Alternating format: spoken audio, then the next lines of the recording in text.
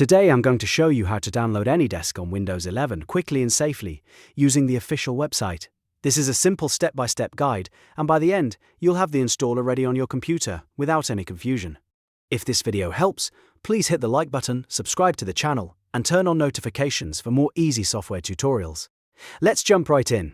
First, open your browser. You can use Google Chrome, Microsoft Edge, Firefox, or any web browser installed on your Windows 11 PC. Once the browser is open, click inside the address bar at the top. This is where you'll type the name of the software you want to download. Now type AnyDesk and press Enter on your keyboard. In just a moment, you'll see a list of search results. At this point, it's very important to choose the official website and not a random download page, because downloading software from the wrong source can be unsafe.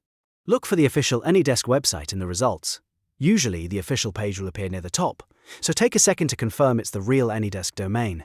Once you find it, click the official website to open it. When the AnyDesk homepage loads, look near the top of the page for the Downloads option.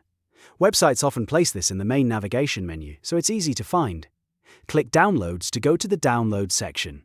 On the Downloads page, scroll down if needed until you see the Windows download area. Since we're using Windows 11, you want the Windows version of AnyDesk.